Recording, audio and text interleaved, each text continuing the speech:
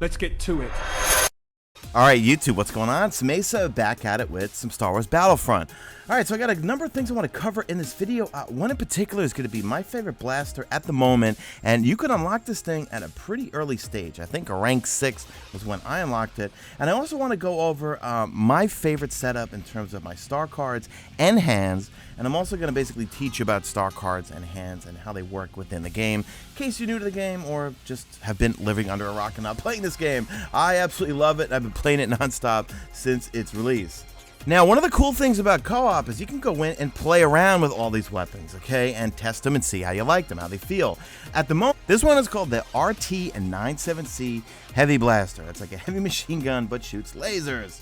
And the reason why I like it so much is that, first off, the cooldown time, okay? As you know, in Star Wars Battlefront, there is no reloading. Your weapon will overheat, so you got to keep just kind of burst firing it. The cooldown is very, very fast on this thing.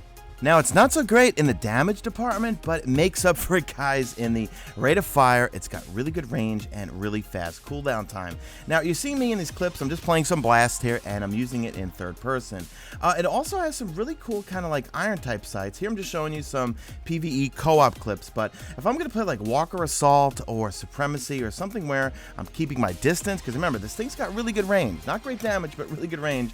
I like using it in first person, but for smaller game modes, I'm always going to stick with small game modes like Blast, or where you gotta control the pods or escort these droids, capture these droids and escort them. I'm gonna do a whole separate video on all the game modes I like. I always like using in third person and not even really aiming down sights, because you can see you lose your map here. With this thing, the way it fires, the cooldown time, the range and everything, you don't even really have to aim in sight, meaning press L2. Just hip fire the thing the whole time.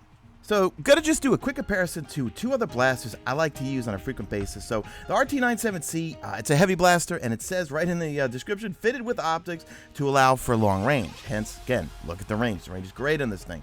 Another one that I like to use a lot also is the E11, okay? That's your typical hallmark Stormtrooper blaster. Very high damage, decent rate of fire, decent range, but horrible cooling time. Another one that I use a lot is the DH-17, okay? You could unlock this really fast, or real early on, I mean. Very high rate of fire, it's really accurate, damage is okay, but the range isn't good, so this is something to use on smaller maps and smaller game modes where it's 6v6. You could just melt people up close. Far away you can, I mean, I have gotten some kills from far distance, but again, you want to get close to people when you're using that thing. Okay, so let's talk about star cards in hands and what I like to use, especially early on in the game. I just hit rank 10, so I'm allowed to have 2 hands. So here's how it works. You get a hand, and then you fill that hand with 3 star cards that you use in-game, okay? Now, what you want to do is you want to use those credits to buy star cards you think will be useful. Don't go buying blasters like crazy. I was thinking about doing that at first, but the star cards are going to help you more in-game. Buy the blasters after you test them out in co-op. Now, for my main hand, I go with the thermal detonator and also the iron grenade, okay? I like to spam grenades, and grenades get real annoying after time in this game, okay? The iron grenade is, I guess, more towards like vehicles and equipment, but the blast radius is big, so you will get a bunch of kills, especially if they're funneling down like a hallway or something. Now, what I like the most from a middle star card is going to be Cooling Cell, okay? Now, it's only active for 3 seconds, but what it does is prevents your weapon from overheating, okay? That's a big problem with weapons like the E11 and some of the other ones, okay? Because you'll get into gunfights, and if you're not burst firing, if you're just laying down on the trigger, that thing's going to overheat really quickly.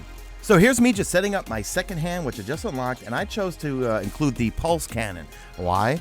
I realized I get killed by that thing a lot, so I want to go see what that's like in multiplayer and try it out. So here I am just setting it up. I got all my star cards, and I'm going to choose thermal detonator. I'm going to obviously put the cooling cell right in the middle. That thing is invaluable to me, and then try my pulse cannon and see how that works out for me. So that is it, guys. Let me know in the comment section if you are playing Star Wars Battlefront, what do you think of the RT-97C? And also let me know in the comment section, what are your favorite star cards? And what are the hands that you like to run in multiplayer that you find most effective? So make sure you drop a like on this video only if you see fit. Make sure you subscribe if you want to see some more Star Wars Battlefront. I do Destiny and Star Wars Battlefront, but I cover games that I love. I'm really enjoying this game right now. So let me know what you guys think in the comment section, and I'll see you guys later. I'm out of here like Vladimir.